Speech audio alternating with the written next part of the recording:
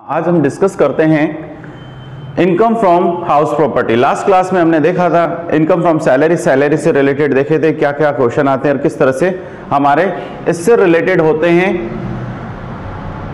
देखिए आइए junior accountant से रिलेटेड हमारे हाउस प्रॉपर्टी में क्या क्या चीज बन सकती है, किस तरह के पॉइंट बन सकते हैं। आपका मेजर क्वेश्चन तो बनता नहीं बट हमारे पास पॉइंट बनते हैं। 2 मार्क्स के जो क्वेश्चन आते हैं उसको किस तरह से उठाते हैं। देखिए वैसे भी हमारे सबसे ज्यादा जो क्वेश्चन बन रहे हैं वो इनकम फ्रॉम सैलरी से कम आपको 5 से 6 क्वेश्चन आपको इनकम फ्रॉम सैलरी से मिल जाने हैं। उसके बाद हमारे पास चांस आता है तो house property, business and profession gain, capital gain etcetera, इनमें से एक एक पॉइंट भी मिल जाए। तो देखिए इनकम फ्रॉम हाउस प्रॉपर्टी में आते हैं। देखिए इनकम फ्रॉम हाउस प्रॉपर्टी में एक फॉर्मेट बनाता हूं मैं पूरा और उसको एक्सप्लेन करते हैं आज हम पूरा हाउस प्रॉपर्टी का चैप्टर। देखिए इनकम फ्रॉम हाउस प्रॉपर्टी के लिए हमने एक ब्लैंक फॉर्मेट बना लिया इस तरह से। ऊपर आप जिसका कंप्यूट कर रहे हैं उसके लिए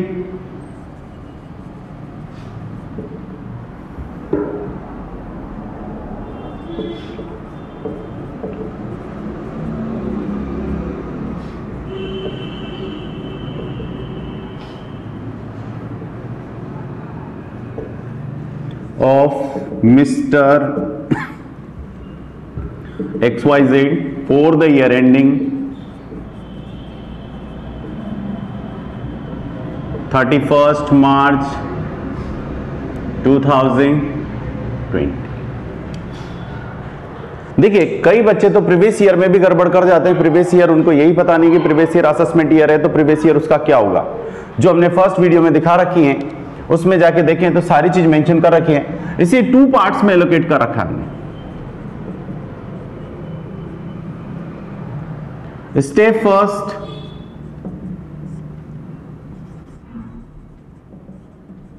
municipal value, fair rent,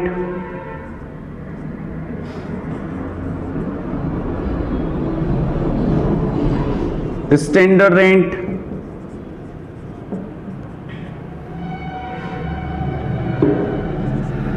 step second, actual annual rent less unrealised rent. And यहां पर कंपेयर करेंगे लेस करने के बाद। तो देखिए यहां पर विच एवर इज हायर, इसी स्टेप में आपको इसको पुटअप करना है। म्युनिसिपल वैल्यू, फेयर वैल्यू, दोनों में से क्वेश्चन में गिवन होगी, दोनों में से जो भी ज्यादा होगा उस पार्ट को हायर, ठीक है। एंड जो आएगा उसको कंपेयर करेंगे स्टैंडर्ड रेंट से, यहां से इस वाले को, विच एवर इज लो, जो आएगा उसे आउटर कॉलम में पुटअप करेंगे। Actual annual rent, actual annual rent पूरे साल का, अगर 9 मंथ दे रखा है, 3 मंथ वैकेंट है तो आपको क्या करना है, पूरा एनुअल बनाना है। एनुअल बनाकर उसे यहां पर पुटअप करना है, 12 मंथ का बनाना है आपको रेंट।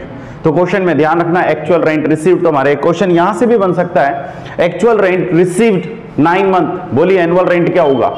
तो बच्चा उसमें ग्रॉसअप करना ही भूल जाता है, ग्रॉसअप ही नहीं कर पाए तो ग्रॉसअप करना है आपको। एंड अनरियलाइज्ड रेंट अभी डिस्कस करेंगे सभी पे, इसको आउटर में लेंगे और यहां पे लेंगे step first and step second, whichever is higher, दोनों में से जो भी ज्यादा होगा उसको यहां पर पुटअप करेंगे। लेस करेंगे इसमें से वैकेंट पीरियड, जितने पीरियड आपका मकान खाली रहा। तो कैसे, annual rent divide by 12 into vacant period.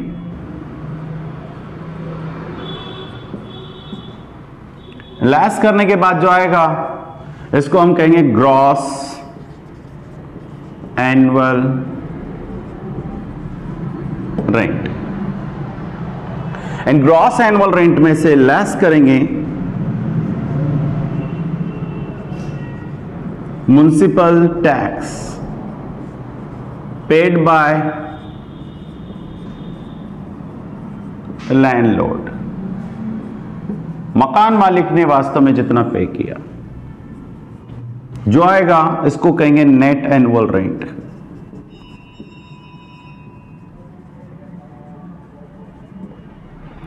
Less करेंगे इसमें से स्टैंडर्ड डिडक्शन,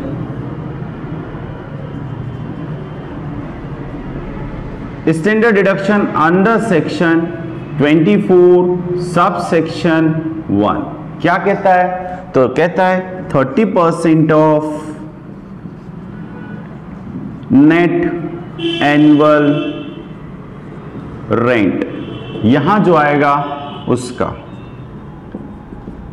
सेकेंड है हमारे पास सिर्फ 2 डिडक्शन मिलती हैं इसमें, interest on loan, and less करने के बाद जो बचता है वो कहलाएगा आपका इनकम फ्रॉम हाउस प्रॉपर्टी। चलिए एक एक पे डिस्कस करते हैं और शुरू से लेते हैं। क्या है फॉर्मेट को मैं थोड़ा सा वापस एक बार एक्सप्लेन कर देता हूं। क्या दे रखा है? एक मकान की कैलकुलेशन करनी है, हाउस की कैलकुलेशन करनी है जो लेट आउट पर है, तो उसके लिए हमने यहां पर बना रखा है। साथ में मैं इसी के साथ एक और भी बना दूंगा बीच में। पहले डिस्कस करते हैं हम कंप्यूट, जिसकी हम कर रहे हैं तो computation of income from house property of mister messrs जो भी हो, जिसकी भी कंपनी की है, for the year ending 31 March 2020, particular rupees and step first municipal value और फेयर रेंट। बात आती है म्युनिसिपल वैल्यू आप किसे कहेंगे? तो यहां पर चल रहा है म्युनिसिपल वैल्यू नगर निगम या नगर पालिका के द्वारा निश्चित की गई अमाउंट। नगर पालिका पॉपुलेशन के अकॉर्डिंग एक ही सिटी के अंदर अलग अलग पॉपुलेशन है, जहां जितना डेवलपमेंट है नगर पालिका जहां जितनी ज्यादा फैसिलिटी प्रोवाइड कर रखी है उसके अकॉर्डिंग वहां की वैल्यू उन्होंने निश्चित कर रखी है। जहां जितनी ज्यादा सुविधाएं दे रखी हैं, रोड कंस्ट्रक्शन पूरा है, नालियां पूरी हैं, पानी सप्लाई पूरी है, एटसेट्रा, वहां पर साफ सफाई ज्यादा अच्छी है, तो वो जो अप्रूव्ड कॉलोनी है उनमें आपकी वैल्यू अलग होगी, जहां नहीं है वहां पर कम वैल्यू होंगे। Second fair rent. Fair rent क्या? फेयर रेंट आता है हमारे पास उसी तरह का उसी इलाके में सेम मकान, जैसे मिस्टर एक्स से पूछा जाता है भाई आपके मकान की रेंट कितना है। अब उसने किराए पर नहीं दे रखा, बट उसने कहा कि यार मेरे से 2 मकान छोड़कर तीसरे नंबर पे जो मकान है मिस्टर वाई का, इस मकान को उन्होंने किराए पर दे रखा है और इसका रेंट कितना है 10,000 पर मंथ। इसका मतलब इन्होंने खुद का रेंट पता नहीं है, खुद का मकान है, खुद ने लेट आउट पे नहीं दे रखा, बट उसी तरह का कोई सेम लोकेशन में सेम हाउस अगर प्रोवाइड करा रखा है तो उसकी वैल्यू उसने बताई है, उसे कहते हैं fair rent. And third standard rent. Rent act के अकॉर्डिंग पॉपुलेशन को ध्यान में रखते हुए अलग अलग सिटी के लिए अलग अलग रेट फिक्स किया है और उस पॉपुलेशन को ध्यान में रखते हुए जो बनाई जाती है रेंट वो हर एक जगह के लिए अलग अलग है। मेट्रो सिटी है तो वहां अलग है, आपका कैपिटल है तो वहां की अलग दे रखी है, वहां की पॉपुलेशन के अकॉर्डिंग उन्होंने रेंट फिक्स कर रखा है। तो ये होता है स्टैंडर्ड रेंट जो रेंट एक्ट के अकॉर्डिंग फिक्स किया गया है। अब देखिए हमने यहां पर एक फोटो बना दिया साथ में, विच एवर इज हायर, दोनों में से जो भी ज्यादा होगा। तो आपको स्टेप यही रखनी है। स्टेप फर्स्ट में आपसे क्वेश्चन में पूछा जाए तो कंपेयर करना है स्टेप फर्स्ट में, तो इस तरह से कंपेयर करेंगे। आपको म्युनिसिपल वैल्यू ऊपर रखनी है, फेयर रेंट उससे जस्ट नीचे, एंड स्टैंडर्ड रेंट दोनों में कंपेयर करना है। विच एवर इज हायर, दोनों में से जो भी ज्यादा होगा उसको बाहर निकालना है, एंड इसको कंपेयर करना है किससे? स्टैंडर्ड रेंट से, और जो आएगा दोनों में से जो भी कम हो लो उसको आपको बाहर निकालना है। अब बात आती है कि अगर मान लो इसमें से ये फेयर रेंट नहीं दे रखा तो कोई बात नहीं है, आपकी स्टेप क्या हो गई?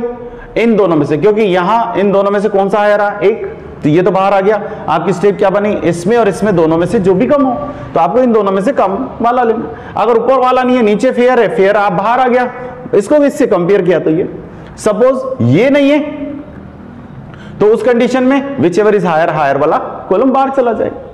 जैसी स्टेप है, ये वाली स्टेप नहीं है, नीचे वाला नहीं दे रखा तो ये कॉलम बाहर चला जाएगा।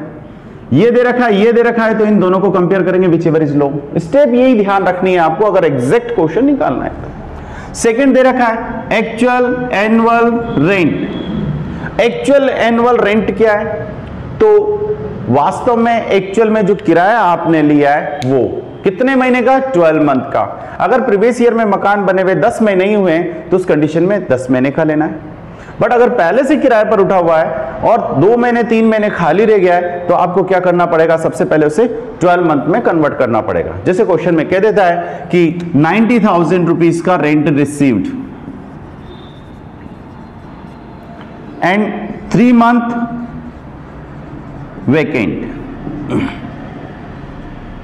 ये मकान कितने महीने खाली रहा? 3 महीने। तो उस कंडीशन में हमें इसे ग्रोसअप करना पड़ेगा क्योंकि एक्चुअल एनुअल रेंट निकालना है तो 12/9 और इस तरह से कितना आ जाएगा? 1,20,000। ये मेरा एक्चुअल एनुअल रेंट होगा। बात आती है अनरियलाइज्ड रेंट। अनरियलाइज्ड रेंट किसे कहते हैं? तो अनरियलाइज्ड रेंट हिंदी में कहें तो न वसूल हुआ किराया।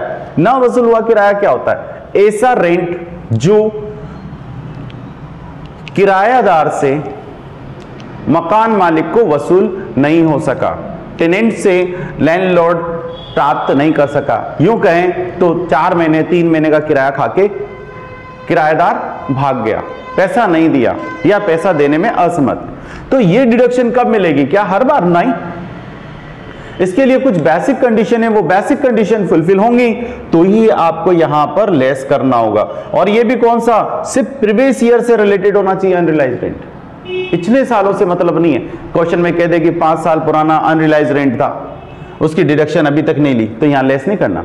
2 साल पुराना था, नहीं लेना। हमें क्या लेना? Previous year. Previous year means 1 अप्रैल 2019 से लेकर 31 मार्च 2020 के बीच में जो भी रेंट आपका अनरियलाइज्ड रहा है, पे नहीं किया है उसका।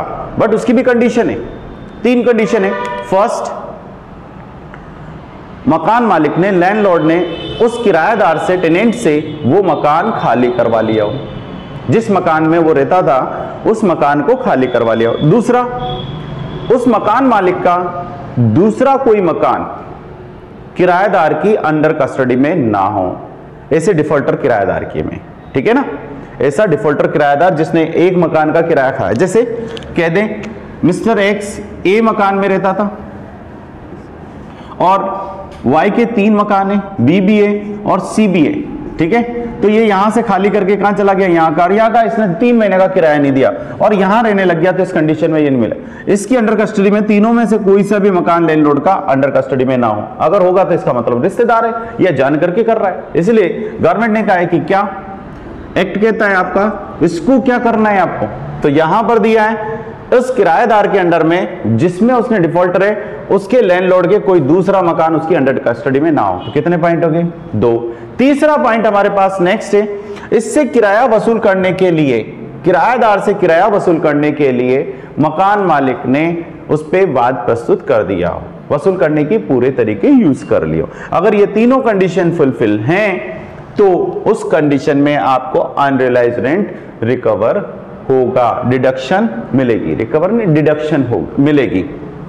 चलिए, अब क्वेश्चन में कुछ नहीं दे रखा हो तो जब क्वेश्चन में कुछ नहीं देता तो हम ये एज्यूम कर लेते हैं कि उसने तीनों कंडीशन फुलफिल कर ली हैं, इसलिए हम यहां पर क्या करते हैं? लेस करते हैं, ठीक है। यहां लेस करने के बाद जो आएगा, इसमें से इसको लेस करने के बाद स्टेप फर्स्ट ये रहा, स्टेप सेकंड ये, इन दोनों में से जो भी ज्यादा हो हायर लेस करेंगे और यहां जो आएगा उसमें से लेस करेंगे क्या? Vacant period. जैसे अगर ये 3 महीने खाली रहा तो 3 महीने का किराया निकालेंगे, जितना annual rent divide by 12 into vacant period. 3 month है तो 3 मंथ से मल्टीप्लाई कर देंगे और यहां पर लिख देंगे। जैसे यहां पर सपोज 120 था तो 120 इंटू 3/12 इज इक्वल टू 30,000। ये हम लेस कर देंगे यहां पर और वैकेंट पीरियड की डिडक्शन यहां पे मिलेगी। यहां 90 नहीं लिखना, यहां लेंगे स्टेप है, एक जगह प्रॉपर दे रखी है, आपको उसको उठाकर उसी जगह पे ले जाना और वहीं पर प्रेजेंट करना है। आगे चलते हैं, ग्रॉस एनुअल रेंट आ गया। ग्रॉस एनुअल रेंट में से लेस करेंगे म्युनिसिपल टैक्स।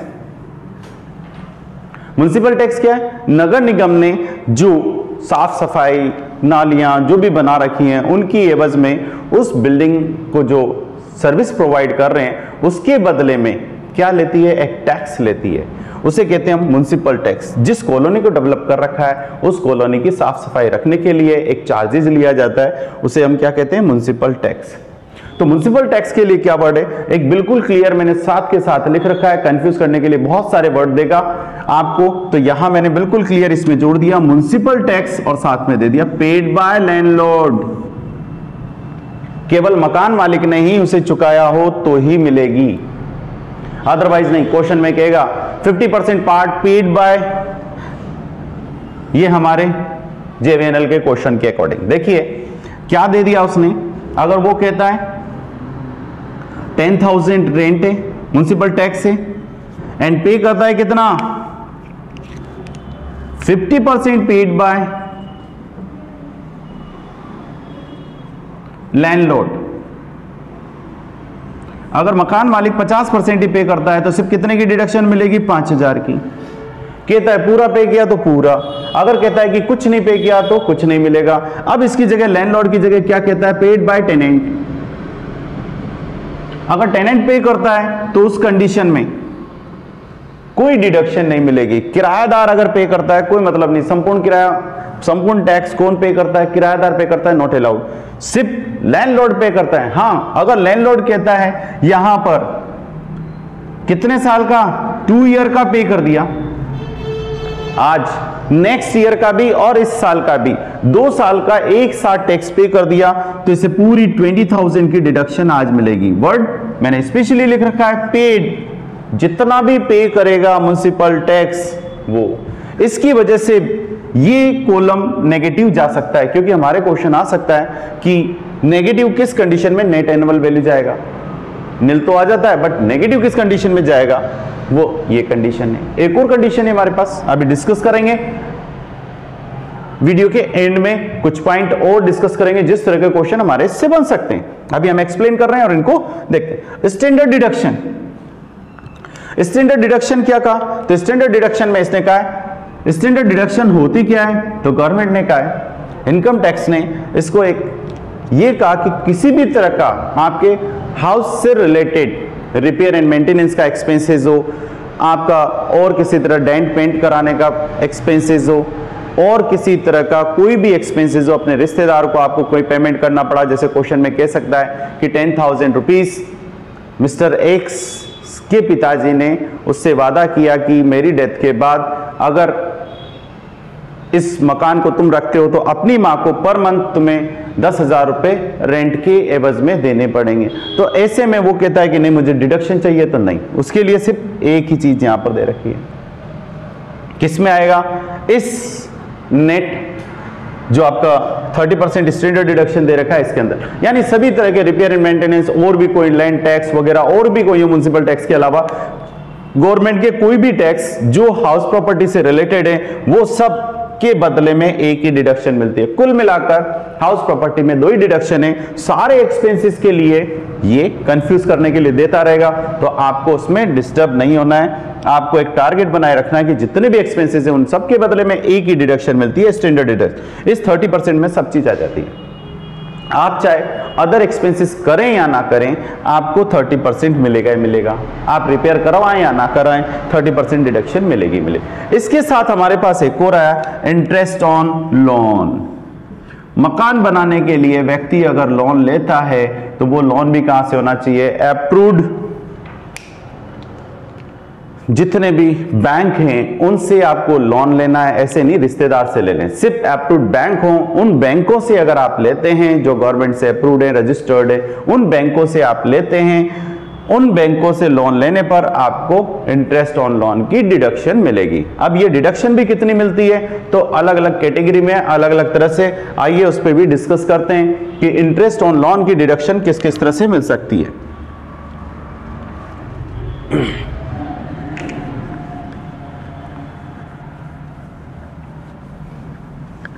तो इंटरेस्ट ऑन लोन की डिडक्शन के बारे में देखिए क्या कैलकुलेशन है हमारे पास। तो interest on loan,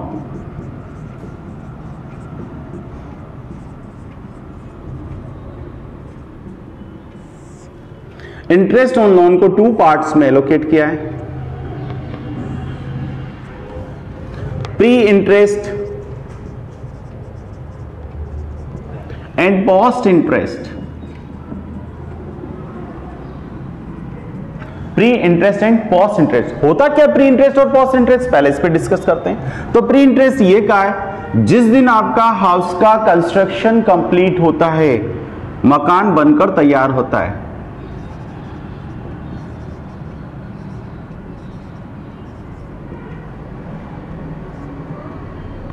date of construction, ठीक है, या डेट ऑफ कंस्ट्रक्शन कंप्लीट।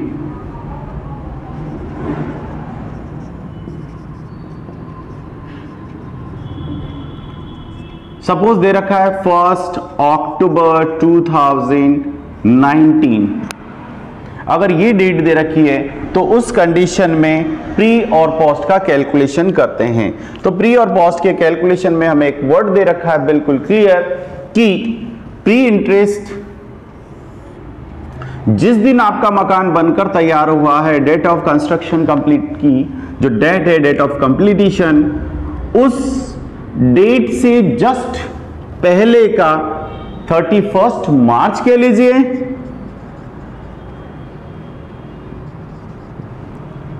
क्या आएगा 19 ही आएगा, या 1 अप्रैल कह लीजिए, बात एक ही है। 31 मार्च जस्ट पहले का, जो भी पहले क्या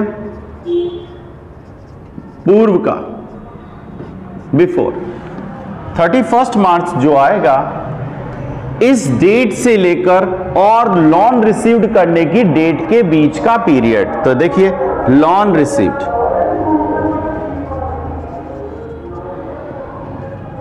सपोज आप लोन रिसीव्ड करते हैं कब,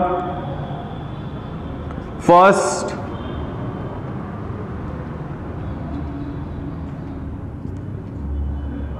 8 2016 को। तो यहां पर कैलकुलेशन कैसे करेंगे, तो सबसे पहले मुझे इसे प्री इंटरेस्ट निकालने के लिए प्री पीरियड निकालना पड़ेगा। प्री इंटरेस्ट किसे कहेंगे, तो जिस दिन कंस्ट्रक्शन हुआ उससे पहले का 1 अप्रैल से लेकर लोन लेने की डेट के बीच का जो पीरियड होता है, उस पीरियड को हम क्या कहते हैं, प्री पीरियड। तो देखिए प्री पीरियड का कैलकुलेशन कर रहा हूं मैं, किसका कर रहा हूं, प्री पीरियड का।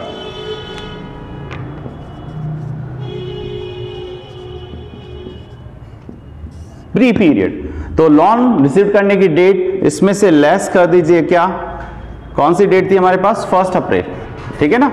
31 मार्च के लीजिए, 1 अप्रैल के लीजिए, कोई फर्क नहीं पड़ता। तो 1/4/2019 इसमें से लेस करते हैं। लेस करने का सिंपल तरीका क्या, पहला वाला कॉलम मेरा कहीं का है, डेट का, डेज का, मंथ का और ईयर का, ये पूरे वर्ष और ये मंथ।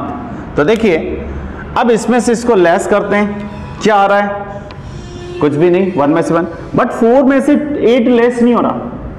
और यहां क्या दे रखा है, मंथ, तो इस साइड से 1 ईयर कैरी करेंगे, तो 1 ईयर क्या, 12 मंथ पूरा। तो 12 मंथ में आएगा तो 12 + 4 कितना हो गया, 16। 16 में से 8 लेस हुआ तो कितना रह गया आपके पास, 8 मंथ, ठीक है। 1 नहीं लेके आना, 1 लेके आएंगे तो 14, 14 में से 8 लेस करेंगे तो 6 होता है, रॉन्ग है।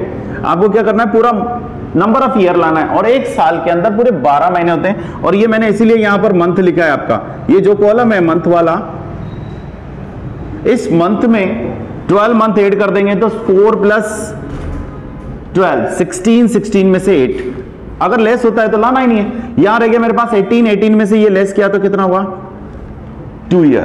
तो 2 ईयर 8 मंथ, एंड कंप्लीट करें तो हम क्या कहें, 24 मंथ + 8 32 मंथ। तो मेरा जो प्री पीरियड आया है, प्री पीरियड वो क्या है, 32 मंथ। और इस पीरियड का जो इंटरेस्ट है, क्योंकि कंस्ट्रक्शन होने से पहले से संबंधित है, तो इस पीरियड का जो इंटरेस्ट है इसे हम कहेंगे प्री इंटरेस्ट। तो देखिए pre interest,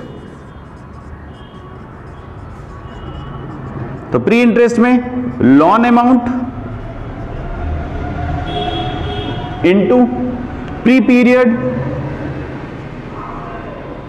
divide by 12 into rate, कौन सी, इंटरेस्ट रेट इंटू 1/5 पार्ट।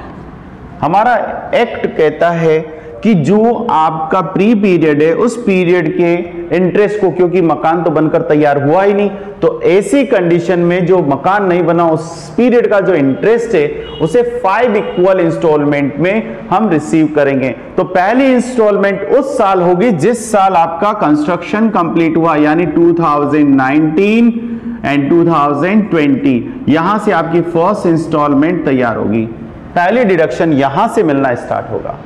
तो कहां से, फर्स्ट 2000, जिस साल आपका मकान बनकर तैयार हुआ वहां से। ये हमारा मकान बनकर तैयार हुआ और उस पे निकालेंगे। सपोज यहीं पर अगर मैं निकाल के देखूं तो मेरी इंटरेस्ट रेट दे रखी हो 10%, ठीक है, और इसने उसी पीरियड को दे रखा हो हमारे पास लोन अमाउंट 1 लाख रुपीस। तो देखिए कैसे निकालेंगे, तो लोन अमाउंट 1 लाख रुपए into pre period 32 divide by 12 into interest rate 10% into 1/5। इस तरह से सॉल्व कर लेंगे, जो आएगा उसको प्रेजेंट कर देंगे। तो देखिए इसका 1 lakh rupees into 10% divide by 12 into 32 divide by 5 is equal to 5333। तो आपका इंटरेस्ट आया 5333 रुपए, 5333 रुपीस। ये आपका कौन सा इंटरेस्ट हो गया, प्री इंटरेस्ट। बात आती है प्री इंटरेस्ट कब से मिलेगा, तो हमने रूल पढ़ा अप टू 5 ईयर तक। तो पहले 5 साल तक आपको मिलेगा जिस साल मकान बनकर तैयार हुआ। तो अब हमारे पास एक क्वेश्चन आता है, क्योंकि यही हमारे अंदर क्वेश्चन पूछ लिया और पूछता है कि इंटरेस्ट की डिडक्शन, प्री इंटरेस्ट की डिडक्शन किस ईयर तक मिल सकती है। तो हम कहते हैं कि प्री इंटरेस्ट, या क्वेश्चन में पूछ लिया क्या इसको प्री इंटरेस्ट की डिडक्शन मिलेगी कि नहीं मिलेगी, तो एक सिंपल वर्ड, अगर कोई भी मकान कब बनकर तैयार हुआ, 1 अप्रैल 2015 के बाद कंस्ट्रक्शन कंप्लीट हुआ हो, तो ऐसी कंडीशन में इसे प्री इंटरेस्ट की डिडक्शन मिलेगी। अगर कहता है क्वेश्चन में कि मिस्टर एक्स का मकान 1 अक्टूबर 2014 को बनकर तैयार हुआ था, तो उसको प्री इंटरेस्ट कैलकुलेट नहीं किया जाएगा। क्यों, क्योंकि इसके 5 इक्वल इंस्टॉलमेंट लास्ट ईयर में खत्म हो गई और हमारे वाले में 5 इक्वल इंस्टॉलमेंट बाकी हैं। देखिए कैसे, तो ये देखिए पहली इंस्टॉलमेंट कब जाएगी, 15 में बना तो 15 16 16 17 17 18 18 19 और 19 20। ये देखो फर्स्ट, सेकेंड, थर्ड, फोर्थ और ये लास्ट, ये हमारा प्रीवियस ईयर रहा 1 अप्रैल टू 31 मार्च 2020। यहां 5वीं इंस्टॉलमेंट है, इसलिए 5वीं इंस्टॉलमेंट यहां कंप्लीट हो रही है। तो मैं कॉन्फिडेंस के साथ कह सकता हूं कि अगर 1 अप्रैल के बाद मकान बनेगा तो उसकी प्री इंटरेस्ट कैलकुलेट होगी, इससे पहले का बनेगा तो नहीं होगी, क्योंकि हमारे पास इतना कोई टाइम होता नहीं है कि हम उसके लिए इस तरह से कैलकुलेट करके देखें। तो आप सिर्फ ये डेट ध्यान रख लीजिए, आपका काम खत्म। आगे चलते हैं, ये तो हुआ प्री इंटरेस्ट का कैलकुलेशन। बात आती है पोस्ट इंटरेस्ट, क्या इसे पोस्ट इंटरेस्ट मिलेगा और पोस्ट इंटरेस्ट होता क्या है। तो पोस्ट इंटरेस्ट के लिए हमारे पास वर्ड बोला है, ऐसा मकान के लिए दे रखा है, अगर आपका मकान बनकर तैयार हुआ है, जिस दिन बनकर तैयार हुआ उसके बाद क्लोजिंग डेट तक अगर आपने उस पे लोन रीपेड नहीं किया है, तो पूरे पीरियड का, पूरा पीरियड मतलब पूरे 12 मंथ का, क्योंकि 1 अप्रैल से बाद का जो भी है 31 मार्च तक का जो पीरियड आएगा, उस पीरियड का, ये देखिए 1 अप्रैल का तो हमने ले लिया और यहां पे क्या रहा 31 मार्च 2020, ये पूरा 1 ईयर का जो निकलेगा, इस पीरियड का जो भी इंटरेस्ट होगा वो हम निकालेंगे। अगर वो लोन नहीं लौटाता है या क्वेश्चन में साइलेंट है, कुछ नहीं कहता लौटाने के बारे में, तो ये मानेंगे कि लोन उसने रीपे नहीं किया। तो आपको पूरे 12 महीने का क्या निकालना है, पोस्ट इंटरेस्ट निकालना है। तो देखिए यहां पर पोस्ट इंटरेस्ट क्या होगा, 1 लाख रुपए का आपका लोन है एंड रेट है 10%, मींस 10,000। तो टोटल यहां डिडक्शन कितनी मिलेगी, तो यहां कहता है टोटल डिडक्शन आपको मिलेगी 10,000 प्लस 5,333 एंड टोटल हो गया हमारे पास इंटरेस्ट ऑन, तो वर्किंग नोट 1 के अकॉर्डिंग आप यहां लिख सकते हैं 15,333 इतने की आपको डिडक्शन मिलेगी प्री और पोस्ट की। ठीक है, अब यहां पर बात आती है कि अगर मान लो इसने पोस्ट इंटरेस्ट पे कर दिया, कब, अगर ये कहता है 1 अक्टूबर को जिस दिन इसका मकान बना उसी दिन इसने पूरा इंटरेस्ट पे कर दिया, लोन पे कर दिया, तो उस कंडीशन में अप्रैल से लेकर अक्टूबर तक का कितना पीरियड हुआ, 6 मंथ, और इस 6 मंथ का आपको क्या करना होगा, इंटरेस्ट कैलकुलेट करना होगा। पोस्ट की बात कर रहे हैं, तो पोस्ट में जितने पीरियड का उसने कहा फर्स्ट कब पे कर दिया, 100% लोन रीपे कर दिया, कब, 1 अक्टूबर को। तो यहां से यहां तक का जो पीरियड है 6 मंथ, अप्रैल मई जून जुलाई अगस्त सितंबर, 1 अक्टूबर को थे तो 6 महीने का लगेगा 12 महीने की जगह। तो 1 लाख पर कितना कैलकुलेट करेंगे, 10% इंटू 6/12 कितना, 5,000। सेकेंड क्वेश्चन, तीसरी चीज और बोल सकता है हमसे क्वेश्चन, क्या उसने 1 अक्टूबर को कितना पे किया, सिर्फ 50% पेड किया है, लोन अमाउंट का 50%। तो देखिए 6 महीने का तो आपका पूरा रहेगा 1 अप्रैल टू अक्टूबर तक, तो 6 मंथ का यही, एंड उसके बाद 50% लौटा दिया, तो बाकी पीरियड के लिए 50,000 इंटू 10% इंटू 6/12 यानी 7,500 आपका ये पोस्ट। कंडीशन चेंज होती जाएंगी जब जब पे कर देगा, जिस दिन उसने पे किया उसके बाद का, अगर पूरा पे कर दिया तो बात की नहीं, और अगर आधा किया तो आधे पे उतने पीरियड का आपको क्या लगाना है, इंटरेस्ट कैलकुलेट करना है। ये टोटल है। अब बात आती है इंटरेस्ट ऑन लोन की डिडक्शन कितनी मिले। तो हमारे पास अब इस कॉलम को मैं थोड़ा सा और एक्सप्लेन करता हूं। यहां हमने बात करी लेट आउट हाउस की, लेट आउट हाउस है तो उस कंडीशन में क्या रहेगा। अब देखिए हम साथ में 2-3 हाउस और ओपन करते हैं साथ में, और देखिए उनका कैलकुलेशन क्या रहता है और इंटरेस्ट ऑन लोन की डिडक्शन क्या रहती है। तो मैंने इस फर्स्ट वाले को तो बोल दिया है क्या, लेट आउट। सेकेंड कैटेगरी में मैंने एक और डाल दिया हाउस सेल्फ यूज के लिए जो काम आता है, तो self occupied house. And third business use के लिए, यूज करने के लिए जो काम आता है उसका।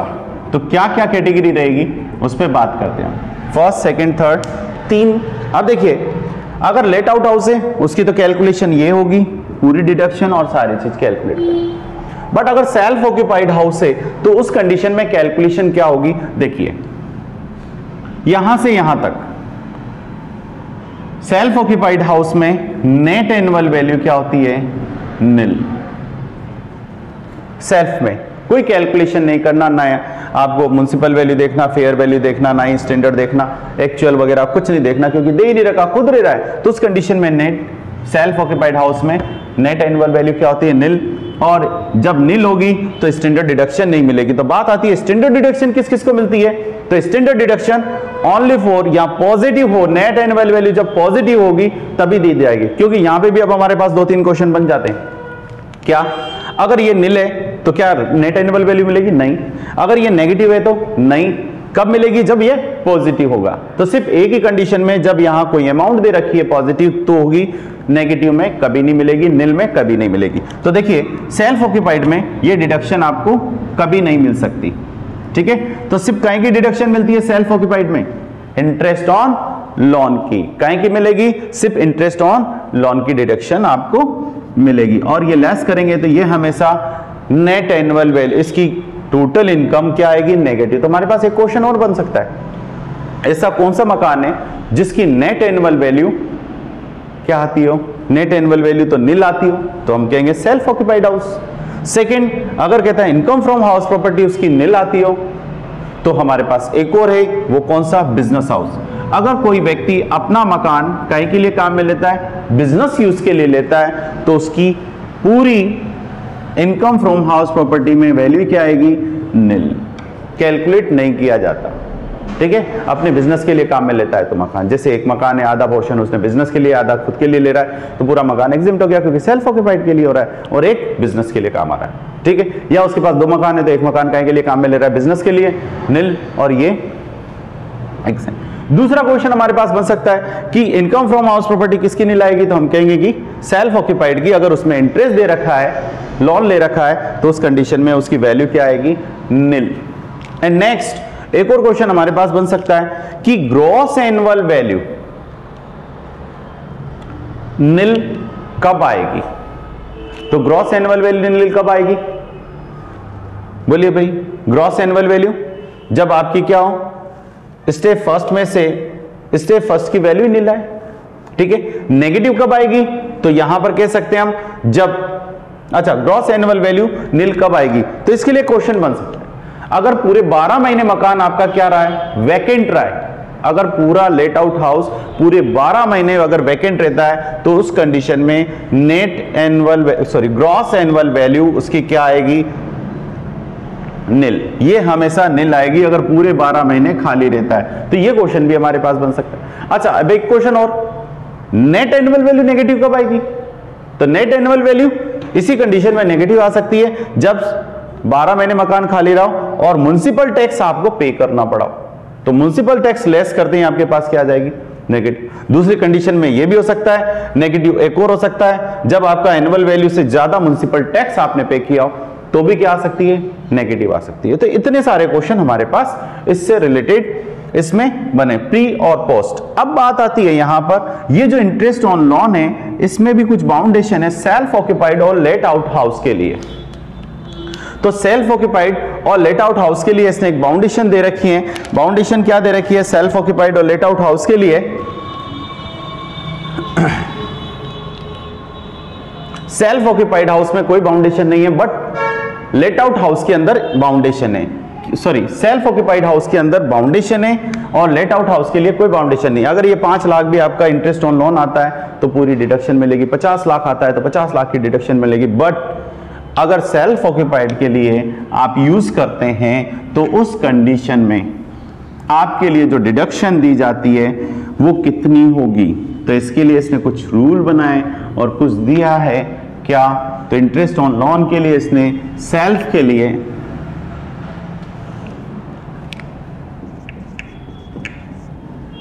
दिया है। पहला, अगर ऐसा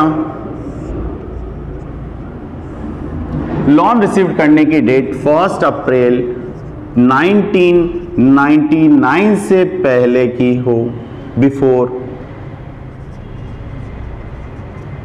अगर आपने लोन मकान बनाने के लिए कहीं के लिए ले सकते हैं, तो कंस्ट्रक्शन कराने के लिए, रिपेयर करने के लिए, रिन्यू करने के लिए, डेंट पेंट करने के लिए, रिकंस्ट्रक्शन के लिए अगर आप लेते हैं, 4 तरह की चीज होगी, रिकंस्ट्रक्शन, रिपेयर एंड मेंटेनेंस के लिए, परचेज करने के लिए, कंस्ट्रक्शन करने के लिए बिफोर में लेते हैं, तो यहां पर आपको डिडक्शन मिलेगी, मैक्सिमम डिडक्शन 30,000, कितनी, और actual interest which ever is less, ये कंडीशन है। एंड पोस्ट, अगर आपने लोन 1 अप्रैल 1999 के बाद लिया है, आफ्टर, यहां बिफोर था यहां आफ्टर, तो उस कंडीशन में इसकी कंडीशन चेंज हो गई। फर्स्ट, आप कहीं के ले सकते हैं, कंस्ट्रक्शन के लिए ले सकते हैं और परचेज करने, यहां पर किस किस के लिए ले सकते थे, कंस्ट्रक्शन के लिए, परचेज के लिए रिपेयर के लिए और रिकंस्ट्रक्शन के लिए। ये 4 पर्पज के लिए ले सकते थे, यहां सिर्फ 2 पर्पज के आप ले सकते हैं। तो आपको डिडक्शन कितनी मिलेगी, तो यहां का 2 लाख रुपीस और एक्चुअल इंटरेस्ट